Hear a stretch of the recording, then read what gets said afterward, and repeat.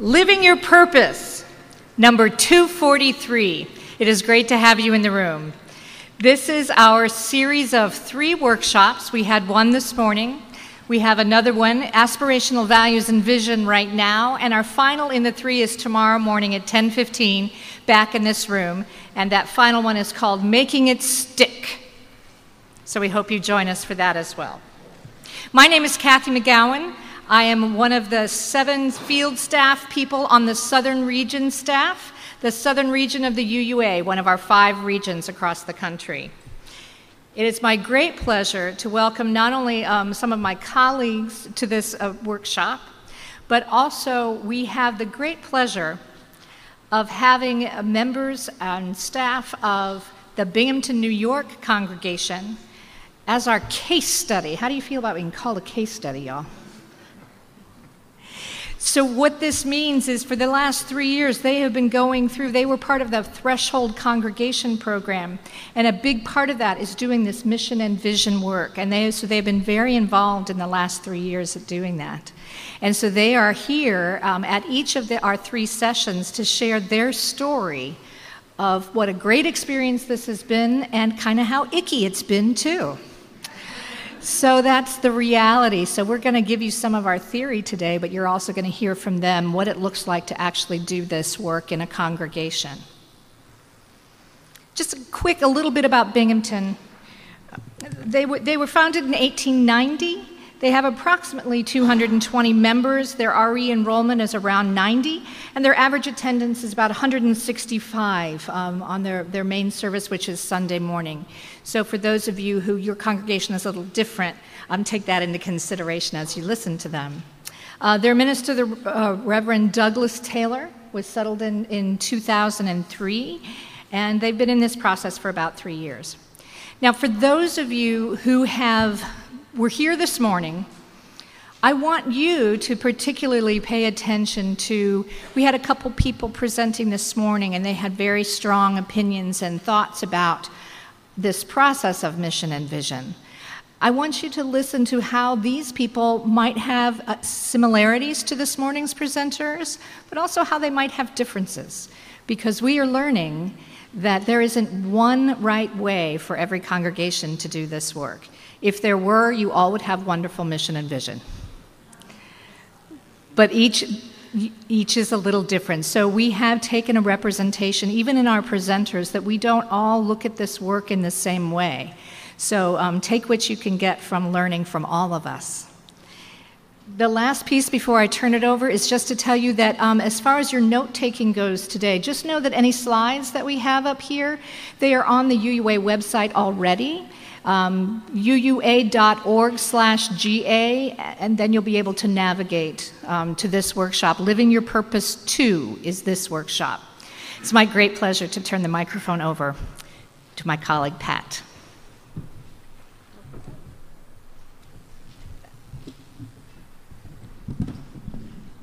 Good afternoon. How's everybody doing? Day 2, still strong, right? Good, great. My name is Pat Infante. I am the Faith Development Consultant, part of the Congregational Life staff team of the Central East Regional Group. And I am going to be working today with Jeff Deacon. Jeff is a member of the UU congregation of Binghamton, New York. The Reverend Douglas Taylor, who has already been mentioned, the minister of the UU congregation in Binghamton. And last but not least, Maggie Lovins, my colleague, a congregational life consultant from the Southern region. So that's your team this afternoon. Welcome. This is just to remind you of the final workshop that will be coming up in this room once again tomorrow morning at 10:15. And I think you'll want to come back to find out how to make it all stick. So I just want to quickly let you know what we hope to do with our time this afternoon. We have about 75 minutes and it goes by, so quickly. I'm going to just take a few minutes to kind of connect the mission and vision ideas for you. If some of you were here for the mission workshop, then that may come a little bit more easily than to folks who are just coming in, but hopefully you can pick up where we are. I'm going to talk a little bit about the process of aligning your values, your core values, with your aspirations as a congregation. The fine folks from the UU congregation of Binghamton are going to then introduce us to some of the work that they did, the ways in which they built the foundation. And then later on in the presentation, they'll talk about sort of how the process unfolded and some of the outcomes. And in between, we are going to talk a little bit about tools and techniques when you're doing vision work. And Maggie is going to do a World Café demo. Has anybody ever heard of World Café?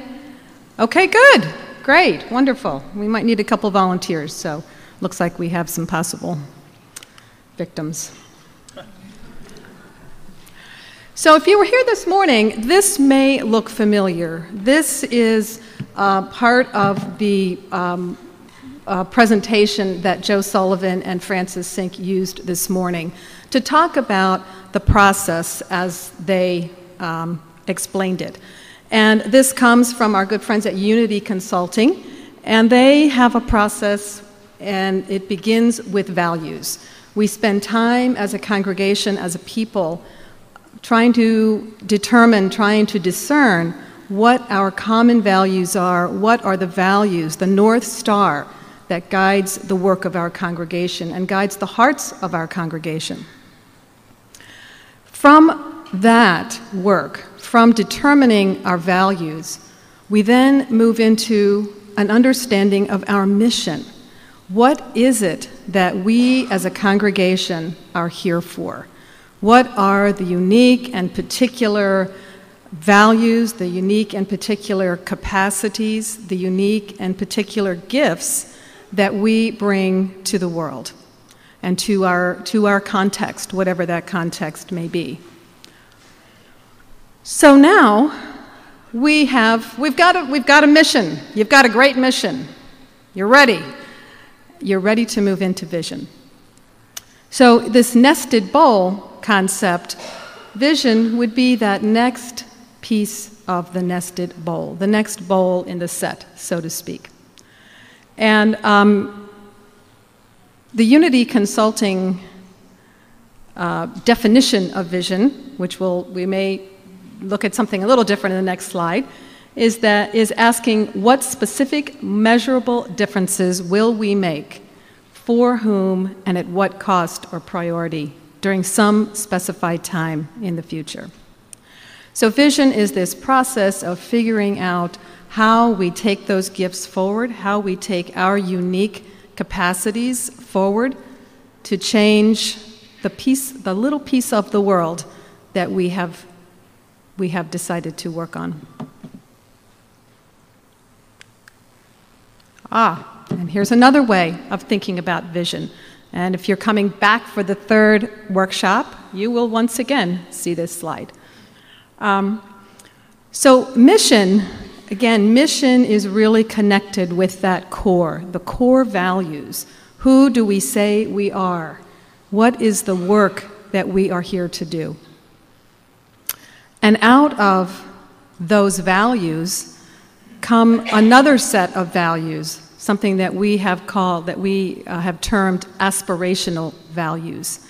These are the things that we hope that we can bring to life in the world through our work as a Unitarian Universalist congregation. So that core values is our heart, and the vision is looking upward and outward from that core.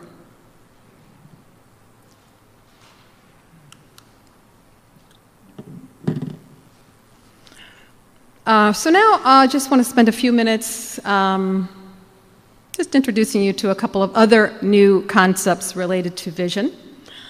One is kind of thinking about why this work is important. So many times I go into congregations and say, oh, you want to do vision work? Yeah, we did that a few years ago, and you know, it we did it and we're just tired, we don't want to do it again. But boy, vision work is important for us, and we'll talk about why. What makes our work different? Very often folks will say, well, I do vision mission work at work.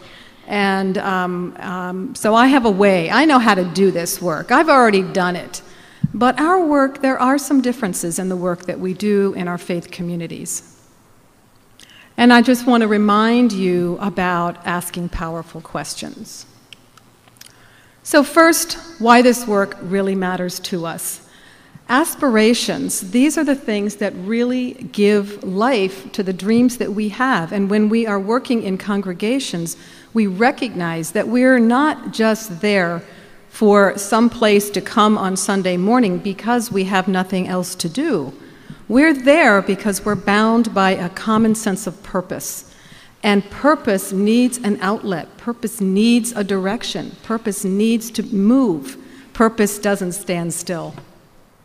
So in creating vision, we're trying to transform why we do what we do and how we do what we do into, yes, this is the work that we're going to do, and we're going to do it now. And if you want to build a ship, don't drum up people to collect wood, and don't assign them tasks and work, but rather teach them to long for the endless immensity of the sea. An apt quote for Providence, don't you think? So our work is a little bit different. What we do in a faith community is different from what happens out in the for-profit or even the non-profit world. And one of those things that really makes our work different is that we have a unique message. We're all Unitarian Universalists in this work and in this room, perhaps, but each one of our congregation has a unique story.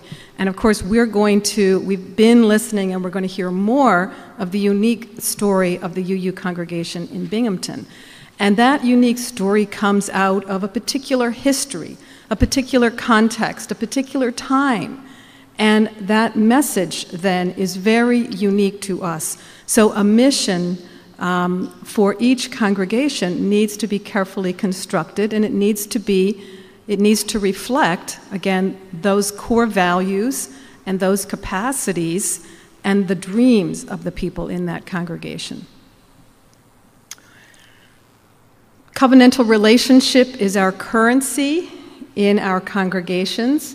So we're not motivated by the same things that a for-profit company might be motivated for. When you're creating vision in a company that is making something or a company that's providing a service, there's this idea that we are here to provide a service, but we're also going to be paid for it.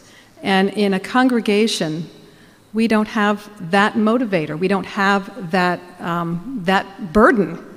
We are here to be in relationship. We are here to grow in relationship.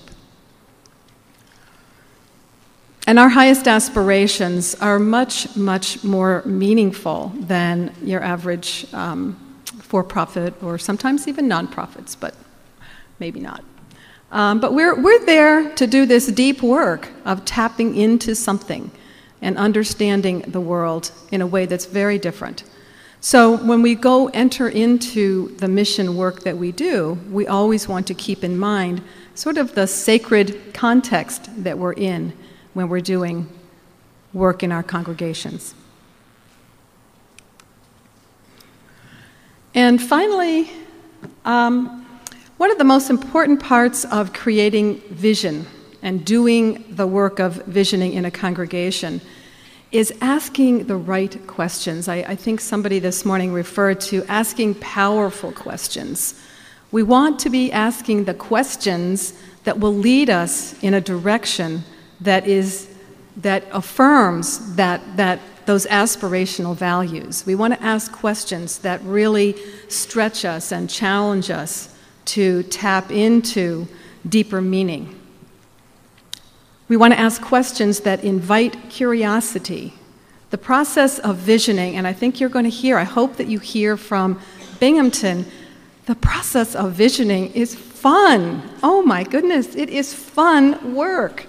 And we want to have this kind of this context of discovery and curiosity and co-creation with our fellow congregants. We also want to ask questions that are not easily answered. Boy, that sounds like hard work, doesn't it? Give me a question, give me something I know. No, vision work, we really want to ask questions where conversation has to take place, sometimes over and over again, where we keep asking the same question because we're not quite getting there yet. We also, you're going to enjoy, I hope, if you're not familiar with it, learning a little bit about World Café. And one of the great tenets of the World Café process is that the value of the work is in the conversation, that the outcome isn't so important as being in relationship, having conversation, being heard, and having an opportunity to hear others and to hear what's in others' hearts. And as part of the visioning process, we may want to generate more questions. That's okay. We don't have to answer all the questions in one. Binghamton took 3 years to come to a sense of completion around their vision process. So this is not something we do in a weekend workshop. It's not something that we're going to do quickly. We're going to keep asking questions, stay in conversation, and move forward with curious minds. Now I'm going to turn it over to Jeff for part 1. Thanks, Pat. Pat just said that it took us 3 years, and I looked over at my wife, Addie, who was in the first presentation, and she said, or more, or more. And that, I'm going to speak to that in this slide. And I know this is going to be difficult to see, so I'll try to read off the little boxes and tell you what they are. But when we were asked to tell our story, I started thinking about this. We had our conference calls to think about the content and what we wanted to tell you. And we started realizing that a lot of the visioning work that we were doing was happening before we knew it. We were engaged in it in other parts of our ministry, like in stewardship, membership, and some other parts in the slide which we'll cover. But when we started looking at it, I definitely saw 3 separate parts to it. We had some things going on with stewardship. We had our Threshold Congregation program going on. We had just finished our mission statement. And then we really didn't start moving into the formal visioning process until 2014. So we're going to kind of try and follow this chronologically to give you some background and history that led into or was the foundation to our formal visioning process. Douglas?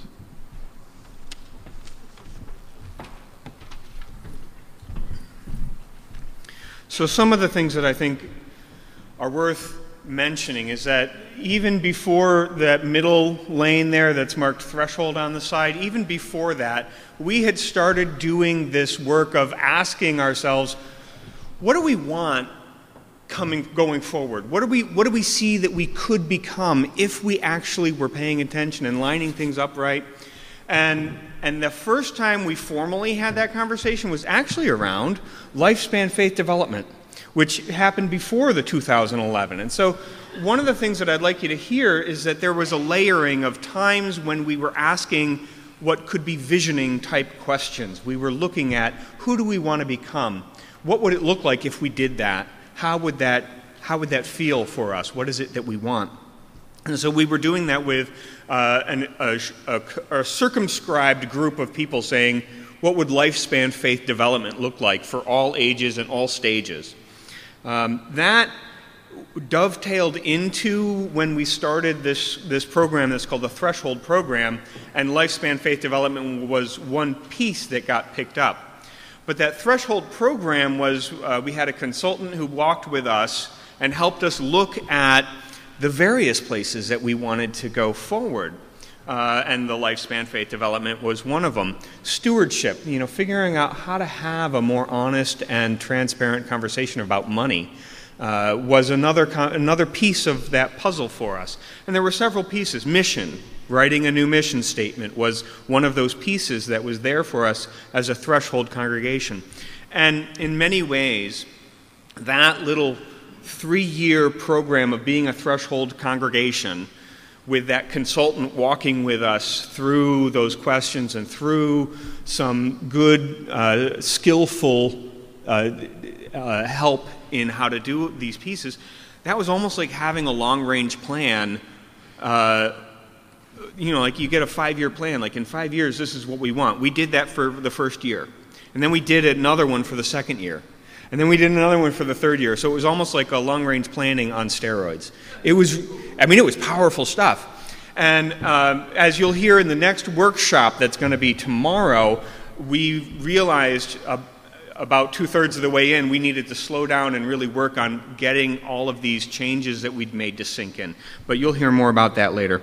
The piece that I want to add one more part of before I turn it back over to Jeff, who's going to get into some of the detailed levels. Jeff was our stewardship chair, and so there's a really interesting piece that came out of our stewardship work that fed into the long-range plan. We have the one other thing I want to mention where we did this visioning work is that we have a program council, and so it's sort of like a committee of committee chairs, except that we focused it as if you're doing a program.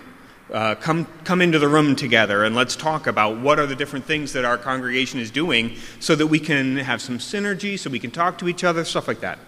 Well, like maybe 3 years ago, we started adding this component to one of the meetings. It was a February meeting, and we said, we'll do all of that, but let's also have this conversation of, look, we just did this lifespan faith development work a couple of years ago. Where does your committee fit into the lifespan faith development grid of ages and stages, right? How does that fit you? And then when we had a new mission statement, the next year we said, all right, so here's the mission statement. What does your committee do? Where do you touch that? How does that impact, maybe change what your work is as an aspect of this larger congregation? And then this past year, we did that with the path to membership. So that was another element of the threshold congregation work. We developed a path to membership. And so we said, where does your committee connect to this path to membership? And I'm not going to go into all the details about all of that. There's one piece that we want to really drop down into and talk about the detail of what visioning looked like before we got into the visioning work, is the stewardship. So our stewardship program started doing these visioning questions, these visioning conversations. And so I'm going to turn to Jeff to pick that up and keep going. So as Douglas said, I was the chair of the stewardship committee, and this is officially my last year, and I keep on saying that so people know that it's my last year. And I look at this and I see it as part of the visioning process, but anyone who's served on stewardship knows that each year you're looking for some way to rebrand your pledge campaign. You're looking to create more deeper meaning at the individual and the community level so people can weigh that with their values and where they spend their money. And so really, we were riding the coattails of the mission statement and the work that the Threshold Congregation Program was doing. We came up with a concept. Oh, and we also had a very strong small group ministry going. And we saw something there with the connections and the meaningful discussion that was happening, and we knew better than to go to the small group ministry and ask them to talk about stewardship in small groups. But instead, we took that component of having intimate small group discussion, and we built around that. And we came up with a format. The committee came up with the format, and I think it was Douglas. He was at one of our meetings and said, "Oh, you mean a cottage meeting," which none of us had ever heard of. And so A cottage meeting is essentially you get together for a meal, and a lot of people will show up for a free meal. And you have a lot of fellowship. You have good dessert, and when dessert's over, you go into chalice lighting and some opening words. And then there's some meaningful discussion. This is when Douglas stood up at these cottage meetings and had an inspirational message and some questions to contemplate. And then the group broke up into small groups, and at our church we had 8 or 10 groups going all different directions.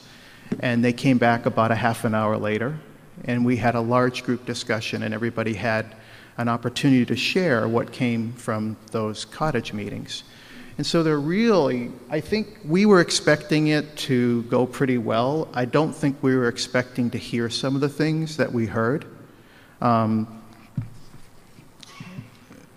and let me say another thing too about the questions that we asked. We later found out from Reverend Renee Rotatsky, who was our Threshold Congregation Program consultant, that what we were asking were deep, powerful, driving questions. We didn't know it at the time, but they require deep personal reflection. They get to the core of what we believe and what is meaningful to us. And so the questions we asked at the first cottage meeting, the theme was hope and vision, and it was an internal focus on yourself and your connection with UUCB, our congregation, and it was, why are you here now? What feeds you here? What inspires you about what we do or offer at UUCB? So this is what the small groups went off and talked about, and we had some really incredible discussion when people came back as a group. We heard some things we had never heard before, and we heard some commonality among a lot of the groups as well. Our second cottage meeting we had the following year, and believe me, once we knew we had something that was good, we thought we'd go for it another year. This was visioning for the future, and this was a change of the focus that was more external, still the member or your personal involvement, but more from a community and impact on the future of that community. And the questions we asked were, what do you envision for this congregation and the greater community? If money was no object, what would you do? Some people didn't like that question. The finance committee didn't like that question. What would you do and change? What would you do? What would you change and why? What would success look like? So, what did we learn from this process? We learned that we had an abundance of information, of data, and that we needed to have a plan to capture that information. We also learned that we needed to test drive what we were going to do, and we did this purely by accident. I think we were just concerned that if we went right out there and didn't test it, that actually we did that a couple of years prior with something else, and it didn't go well, so we knew we needed to test drive it. What we learned is that by test driving the concept, the cottage meetings, and the questions, we got really good feedback from our top leadership. We got buy-in, and we joked that we also invited them back to the cottage meetings after, and they were our plants in the groups. But they came, what we didn't expect is they came back, more of them wanted to come back than we really needed, and we had this kind of cross-pollination going between the groups that we didn't expect as well. So if you do the cottage meetings, I would suggest that you have a facilitator for each small group that keeps the topic of discussion on point. It's easy to lose 30 minutes. That facilitator also keeps detailed notes, and that facilitator comes back to the larger group to share what was heard, and so that every group gets represented when you come back to the larger group. So that was the cottage meetings. And then we really move into our formal long-range planning and visioning.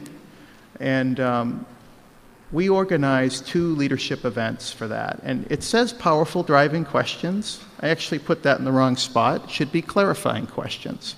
So the powerful driving questions, which would normally be an initial part of your visioning, we did up in our cottage meetings in our stewardship. And we kind of found out by accident. We reached out to Renee and said, hey, Renee, we're going to start the visioning process and the long-range plan.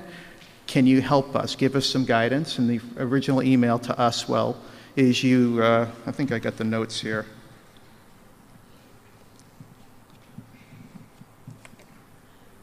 You need to have a creative interchange with aspirational conversations.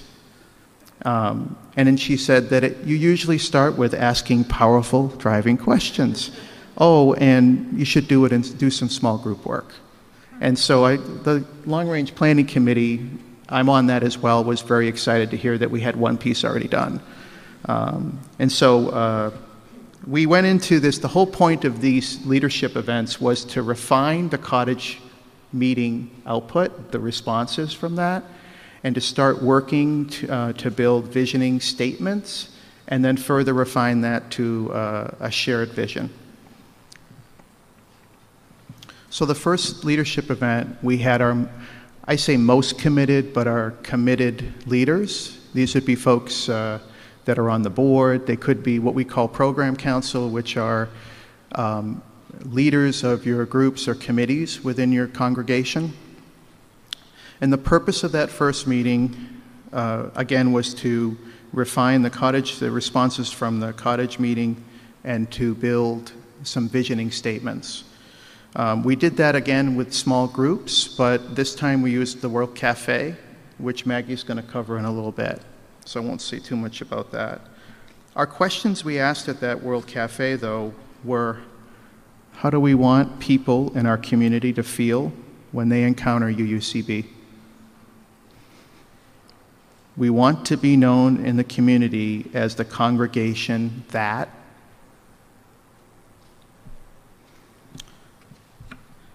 The next event was our shared visioning event. We had a tough time coming up with good names for these, so we had Leadership Summit. It's the first summit we've had, but it got a lot of people to come. And by the way, we did these on a Saturday morning, and we had a meal, lunch. It was very successful. We had Renee came out to facilitate the discussion, and I actually would recommend that you have someone come in and help you with it. It really makes a big difference.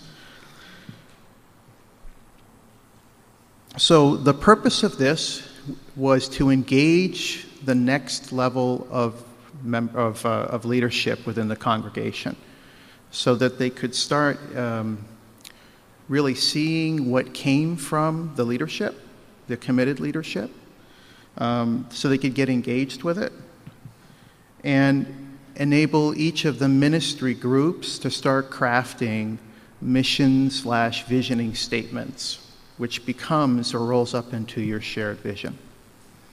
Again, we did this with small groups, and we did it with World Café. And our clarifying questions for the shared vision event was, what is an experience at UUCB that made you feel like you were part of something larger than yourself? How might this statement guide your ministry and your work with or for the congregation? And this was the important part, because we were trying to get people, the next 3 questions I'm going to read, we were trying to get the committees to think more of being in alignment with the mission and with the already starting to form shared vision. What will you keep doing? What will you start doing? What will you stop doing? The outcome from these 2 meetings was categorized, weighted, and ranked list of responses, which are turning into some very nice long-range plan goals. a shared vision, or really a compilation of the 7 vision statements, and recognition of meaningful words that came from the shared vision, which help the folks that are writing who wrote the vision statement to kind of focus on some key words. I'm going to talk a lot more about the outcome of those as the second part of our story. Thank you.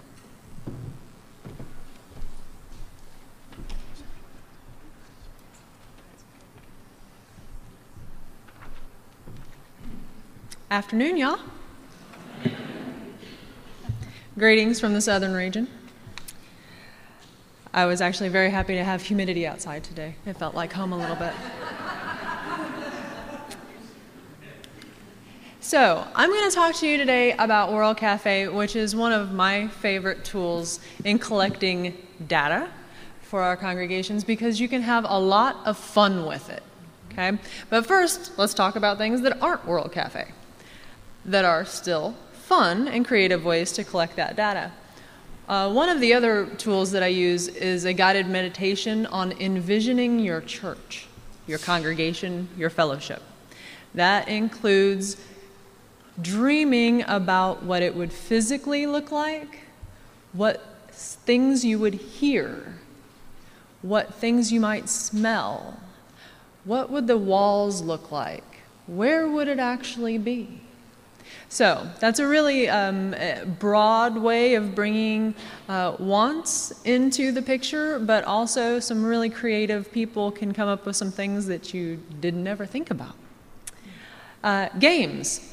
A lot of using games. Those are other creative ways of gathering that.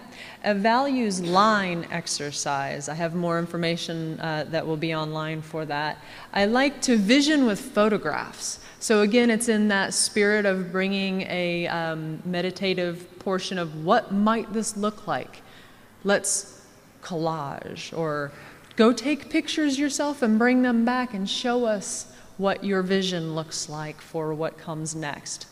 I also like to use multi-generational art projects. Nobody can be too unhappy with crayons and markers in their hands. So that's a good way to do it as well. And asking your youth in their classes to share with you their vision of what your congregation will look like when they're the board president. Where will it be? What will it look like? What will you be working on at that time? Journaling and storyboarding are other ways of doing this. All creative, all a little bit of fun, and all of these do not take too many people to facilitate, which is also a very good thing, especially if we're talking about lay-led small fellowships that don't have a very deep well to be able to choose from. So, today's World Café information, though, is broad. You can ask really big questions because you want some creative answers. A vision is like the horizon that we might not ever actually get to, but that's where we're headed. And so we can be kind of wild with what we're thinking about. There are a couple of guiding principles for the World Café model, which is to set the context. So exactly what is the reason you're bringing people together? Got to know the specific reason that you're coming together.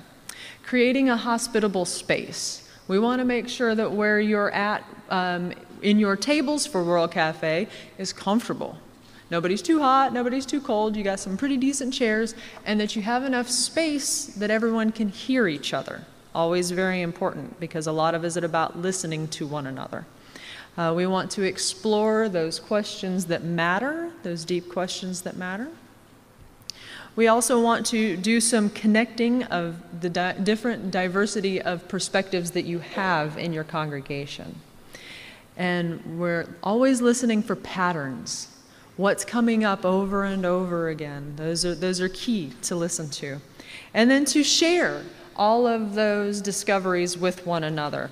That's a huge piece of this. When the board gets all of this, or the committee leaders get all of this information, it is imperative to share it with the people who have been in on the process. They need to know what they gave their Saturday for, right? Other than the lunch, of course. So those are the guiding principles of a World Café session. I actually have set the space on here because there are a couple of different ways to do this. This is just one of the ways that I do this. We want to make sure that I like to use separate rooms for all of my tables. There's a couple of reasons I like to use separate rooms, but one of them is so that everybody can hear you. You're not competing with each other for any kind of hearing space. Also, it sets the space to be intimate for the group that you're with. So what I have on here is an example of 6 questions with 6 different groups. And if you'll notice, though, there is one extra box on there, and that's listed nursery. Okay? This has to be inclusive of everybody because you really need to have the input from all of your congregants, which means all of those that have little ones too. So make sure that you have a nursery care provider for them that day. It is the least that we can do for all that they do give to us. And then we go into actually setting a table.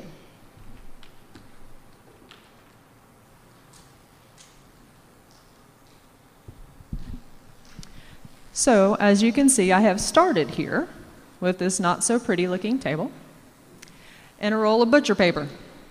Right? It's very easy. Butcher paper on the table, a little bit of tape to secure it, and some markers. We want to ask the question on this table. Okay? Big drawing, big letters. So one of the things that I really like that you guys asked was, how do we want to be known in our community? So if that's the question that we're asking, it is in big, bold letters right here on this table. So everybody can see it that is seated around the table. And then we leave markers on the table. And we leave crayons on the table. And we leave pencils on the table or stamps or whatever it is that you think would be creative, because there is a good possibility while you are listening to someone else, you will have ideas. It's good to write them down. Some people feel better sharing, maybe on paper, than in the group, but we still need to collect that data. So all of this is just another way of being creative with that. So every one of those 6 rooms would have the 6 different questions on it. So we would go from how do we want to be known in our community to the other one was this is one of my favorite questions to ask. What would the world look like if we were generous with Unitarian Universalism? If we shared this with everyone, what could we do? So multiple tables, multiple setups, multiple questions, multiple groups. So far, so good? Okay. And what we have handed out right here is kind of really in-depth notes, I'll be very honest with you, of how I like to facilitate this, but it also has the World Café address on there, so you can get more input from that as well. This is also available online, so if perchance we ran out of handouts, it is on the slides that you can get through the UUA website.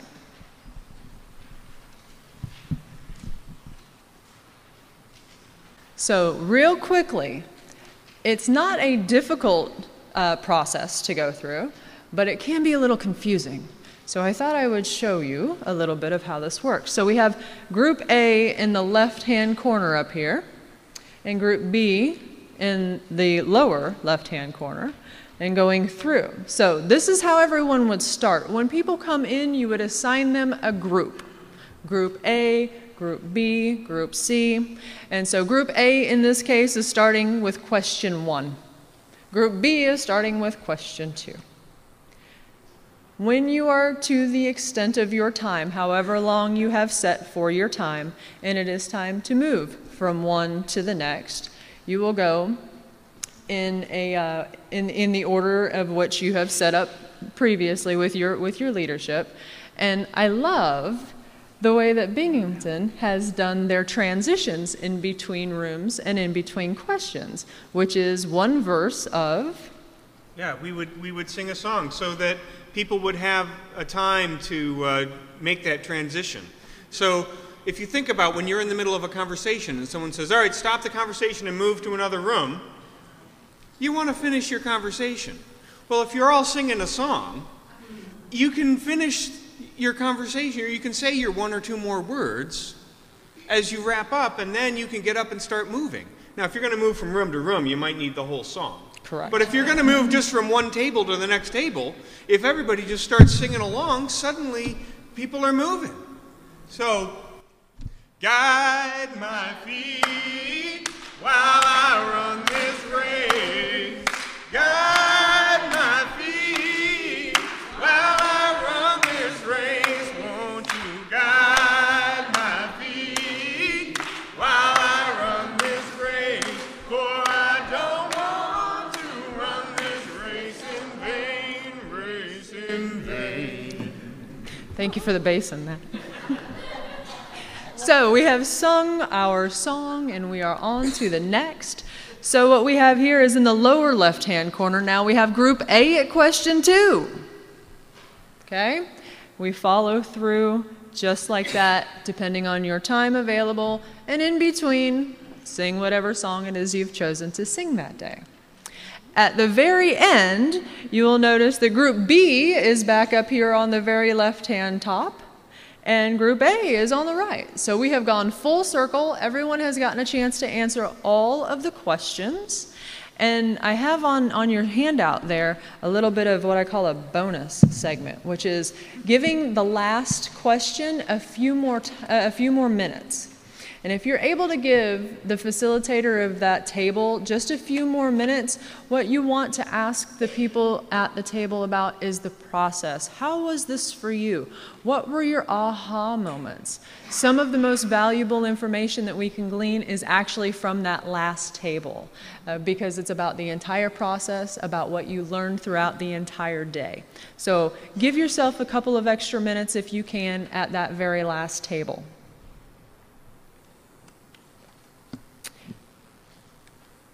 So, like we said, we go round and round and round, World Café style, and you'll see we have very easy to follow things on your sheet here.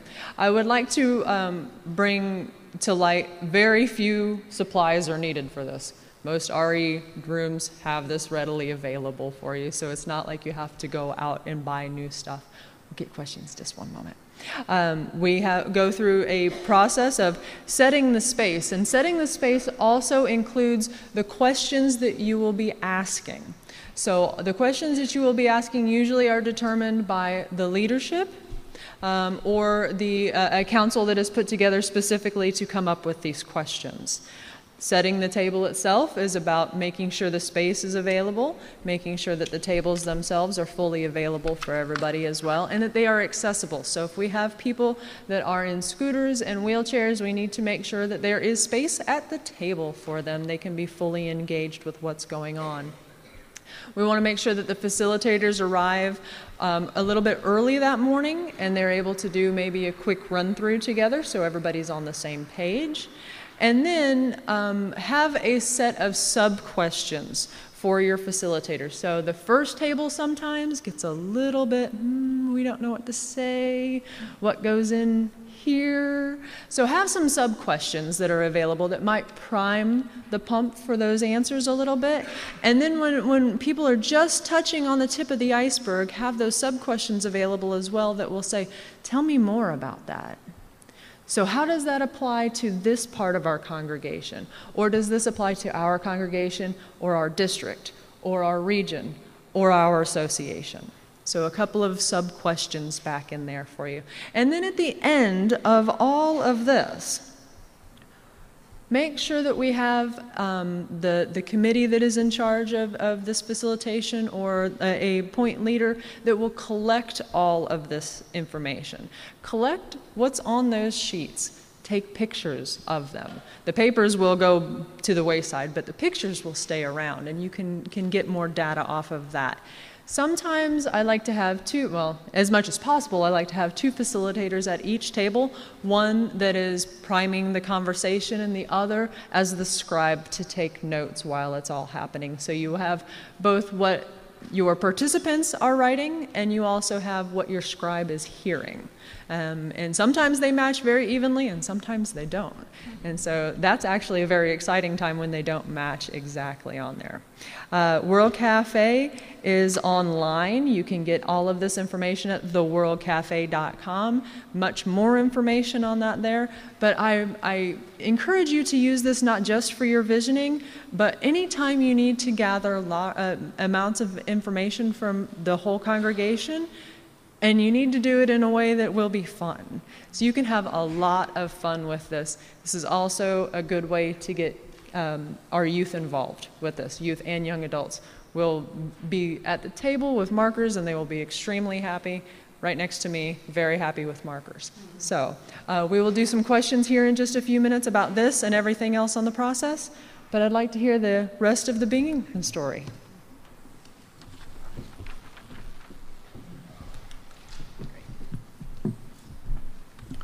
We had stickers on our World Cafe tables, and it got a little out of hand. So one thing I wanted to make you aware of is the Long Range Planning Committee was called by the board, and we started doing the initial work. And before we reached out to Renee, we realized that we didn't have a clear vision statement. And we realized that we had to do that work. And this was before we really even kind of tied it back to the cottage meeting information and reached out to Renee. And so we went back to the board and said, we got to do both these things. And so we expanded or extended what we thought was going to be a 12-month long-range planning process to about 18 months. And so, you know, we're looking at pretty much what's occurred over this past year, but we had to split paths. Having done this, I really think it's the right way to do it. And for me, I felt like the work that we did, you know how you do some work with some other part of your ministry and you can leverage that, that's a foundation for something else. This was like, we used the descriptions, we built the foundation and we put the house right on top of the foundation. So a lot of the work that we did, no, all of it, just went right into the next step that we had to take. I promised to show you the results from the leadership visioning that we did. So this is a slide of the 7, I know you can't read these and I'm not going to read them out now, but they'll be in the downloaded version from the website. These are the 7 visioning statements that were created. And then the second leadership event, they created a shared vision, which is really a distillation of those, where you have remember I said you had the next level of leadership thinking about who do the work, right? Who are really thinking about how does this impact what we're going to do? And they look at this as our new vision statements. And I don't know if you've seen Wordle.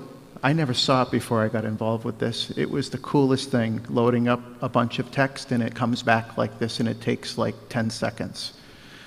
And what it did is it allowed you to run into the next room, run a Wordle and come back and show people the product, the meaningful words, the commonality among the shared vision that they've created.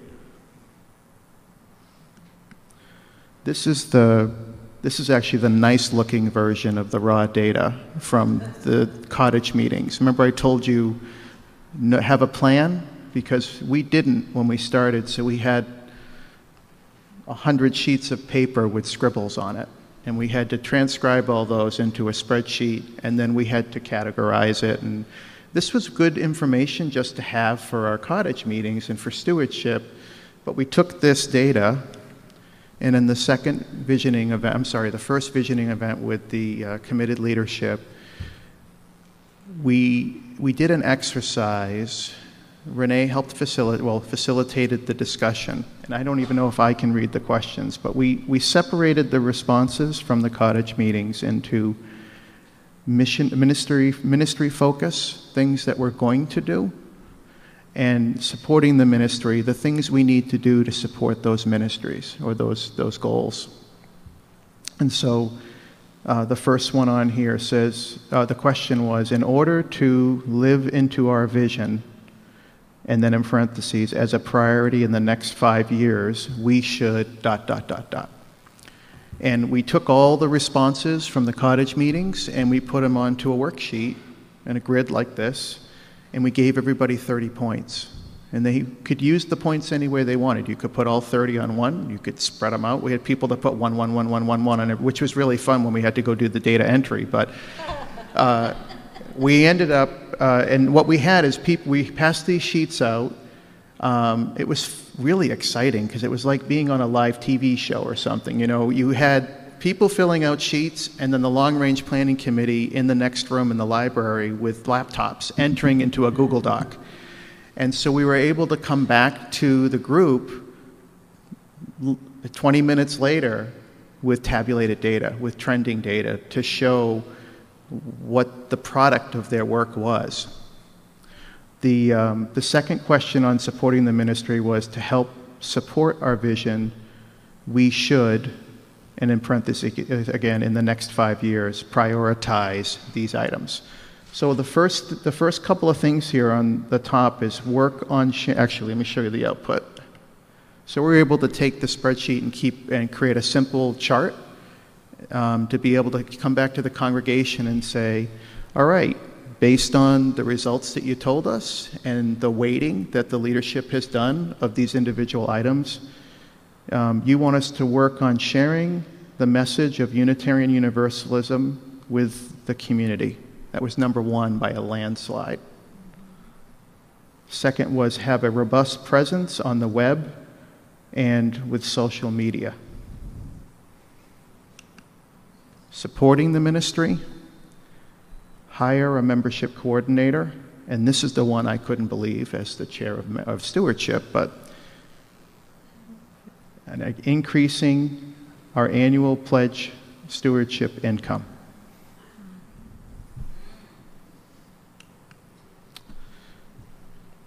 So we got a lot of valuable data from everything I've just shown you as part of the visioning process, but there's a lot of information if we just start looking at this from pure visioning process now, and I'm actually going to refer to some of the long-range planning stuff, but I'm going to keep it very high level.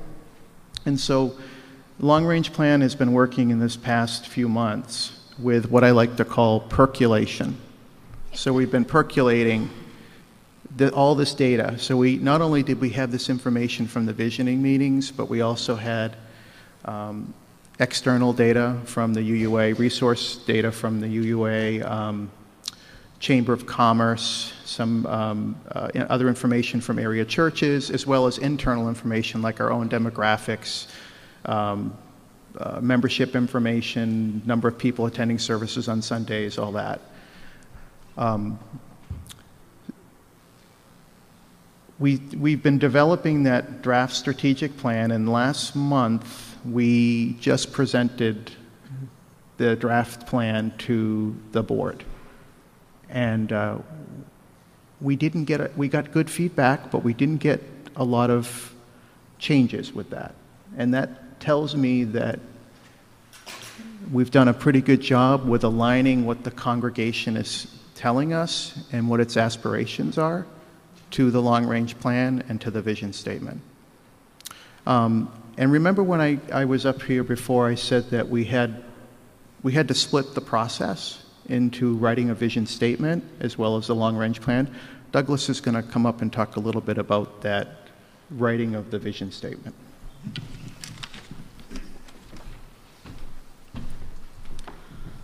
So to just make the distinction really clear, so your long-range plan, remember how I was saying threshold, we'd make a plan for 1 year, and then the next year we'd start another plan. And your long-range plan, you should map that out 5 years worth of work to reach a goal that's maybe 10 years out. or something like that, right? So a vision, that's like 50 years from now. That's your guiding star. That's the deep value that we were talking about at the bottom of the bowl can lead the vision statement that's the really long-range one. So we're trying not to call it long-range. We mean vision very far out. So if you were here this morning or if you talked to somebody who went to the first one, you heard us talk about using congregational poets. So once we got all of this data and we had all of these World Café conversations and these cottage meetings and we gathered a couple of versions of what we wanted to say, we then handed that material off to our congregational poets. So do you have congregational poets in your congregation?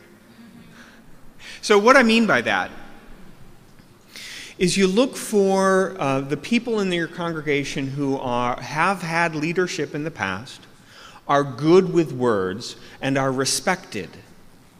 Maybe you call them elders. Maybe you call them past presidents. Maybe you just call them, the person in charge of the poetry club. But look for those people who are valued folks who have not just positional power because they've held a position, but personal power because people respect them. And they're also good with words, right?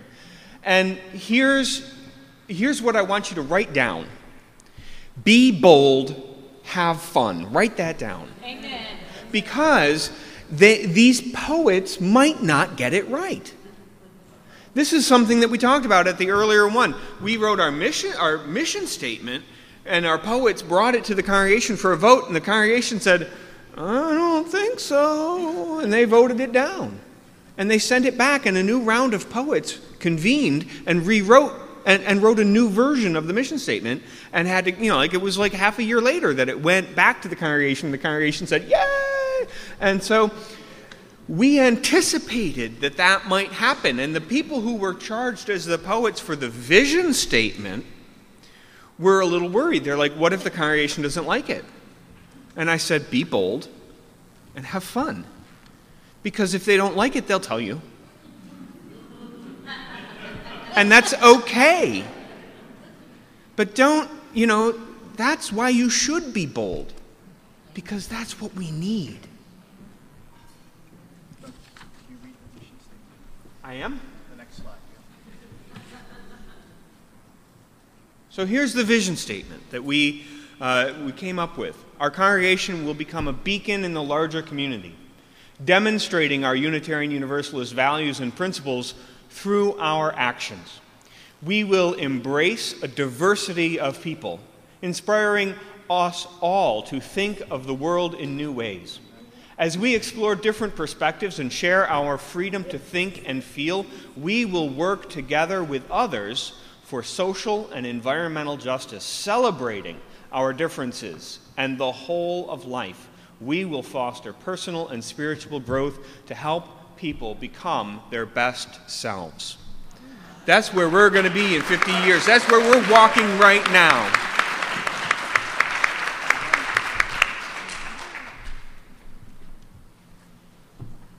Okay, we have some time for questions. If you have a question, please step up to the mic in the center aisle. Hi, Philip Moore from the Unitarian Universalist Fellowship of Northern Nevada. So I understand from best practices is to repeat this mission vision work every 3 to 5 years. You've done a tremendous amount of work. How would you imagine redoing this in 3 to 5 years? Would you envision doing that? I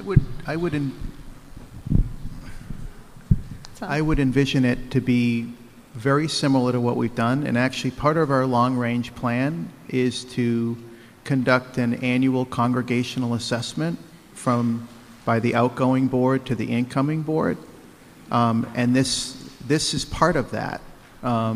Is a review or consideration of the existing vision with current work. But I do see this as something that needs to organically happen every 3 to 5 years. It's a good question.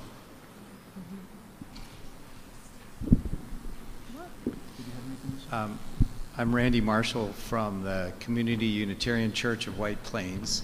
We're about 2 or 3 years behind you, but very similar size congregation, very similar process. We succeeded in creating a mission statement about 6 months ago, and it was actually surprisingly smooth process. Well, it came back and forth a few times, but it only took us 6 months, so we're pretty happy with that. But now we're ready for, I think, the vision next stage. That's why I'm here for stage 2. So my question is, how tied was your visioning or the vision process to your mission statement, and how did you use that to guide the vision statement, or did you? Because when I look at your vision statement, it's a beautifully written, somewhat cerebral expansion of what our mission statement looks like. But was yours tied that way, or how do you guide that process? How do you do that? I don't think they were tied, because the approach really, when you think about what we did in the cottage meetings, that was fresh from the creation of the mission statement. And we certainly focused the discussion and the introduction into the meetings around mission.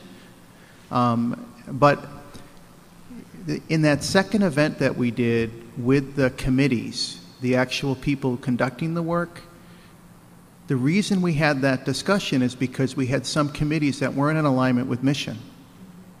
And that really is because the vision wasn't clear, and so they're tied. I think it's work that comes back through around, but I can't say specifically that I can remember us tying the vision statement directly back to to mission.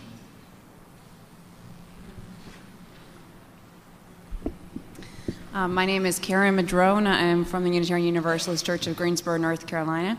What I noticed on the vision statement is it's future-oriented, we will, and I like what you said about it, the 50-year out. So is the mission statement present tense and the vision statement is future tense? Is that correct? So then that's why you're always going towards that. I'm just trying to understand that. And then my other thought was, my gosh, how did you manage to do all this while I'm assuming most of you have full-time jobs? Okay. This is an intense amount of work. Yeah. So I applaud you for getting all of that done. Thank you. Well, I would respond to that by saying that one of the really important things in the work is to have fun. You know, I mean, people are giving up their social time, and so make it social. I mean, it's important. So have fun with it. And always serve food. I'm Elenita Muniz from First Parish Brewster on Cape Cod.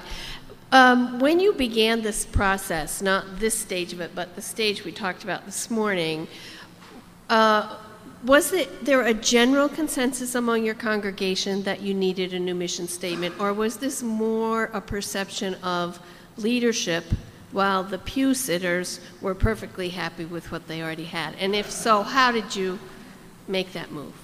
Great.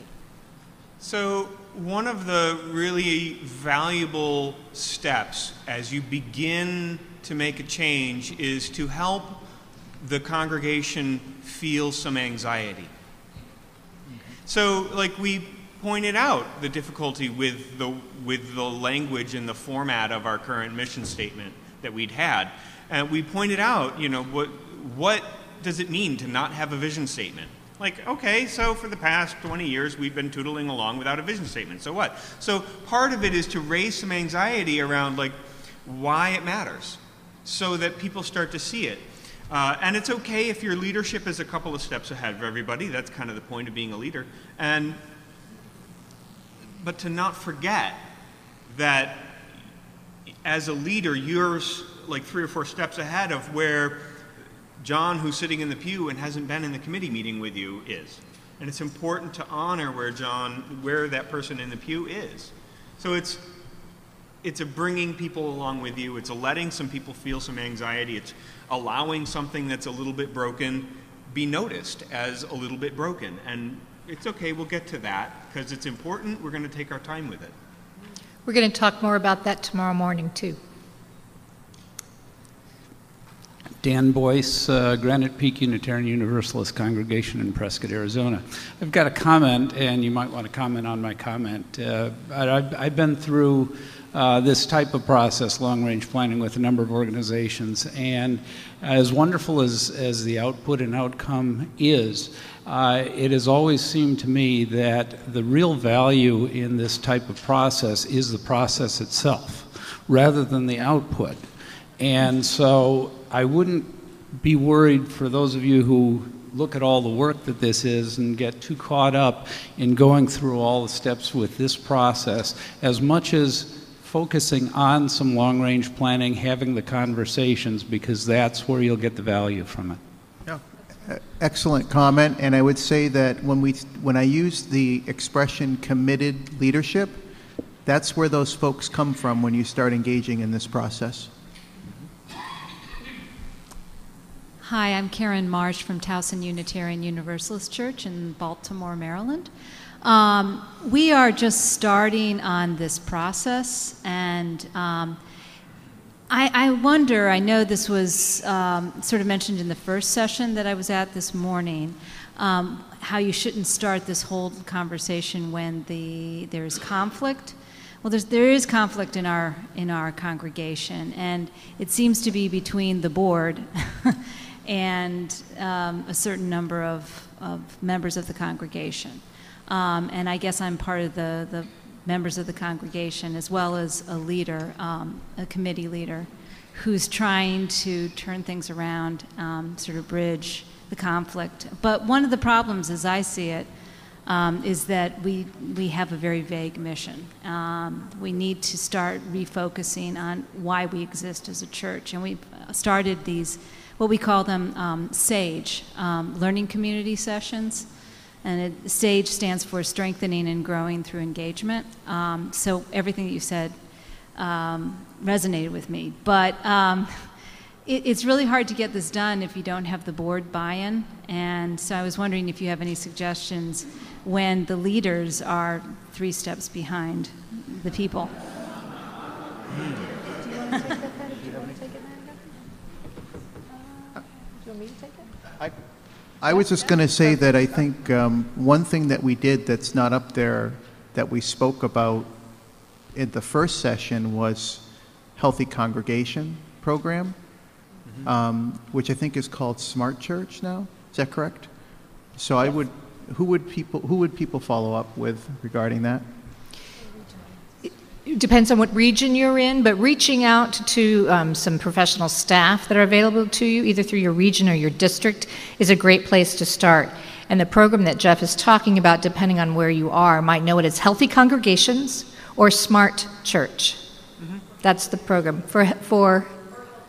or Healthy Leadership. Peter Stanke and Connie Goodbread are the 2 names attached to that work that people will probably know in your region. The fun part of doing Healthy Congregations when we did it was watching the videos that were like, 20 years old, and laughing because you could give names to everyone in the actors in it of people in your congregation. So everybody's dealing with various levels of conflict, and it's a really good program to go through. Yeah, and I'll just add that I think that one of the important things that you're hearing is your work is not to do vision and mission work at that where you are. It's to do relationship work. Hi, Reverend Gretchen Weiss, just recently called to serve the Murray UU Church in Attleboro. Quick procedural question. I've used this format for facilitating long before it was ever called World Café, and so I had a process question because I've done it 2 different ways. One is where you leave the butcher paper taped down and the paper stays on the table, and 2, new fresh butcher paper with the question goes on for every group.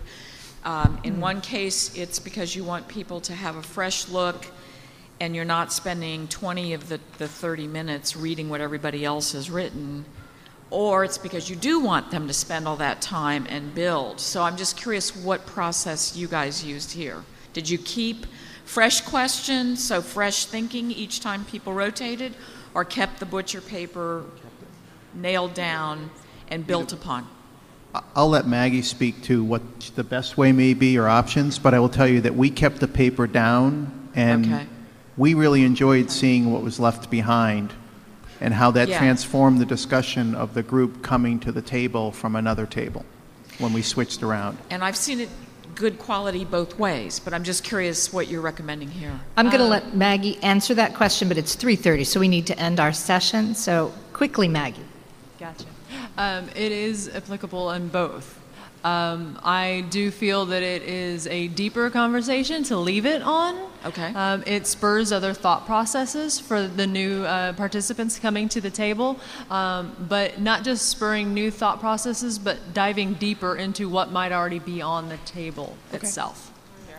So come back tomorrow morning, same room, 10:15, to hear Chapter 3, the final chapter of Binghamton, New York. Well, not the final chapter.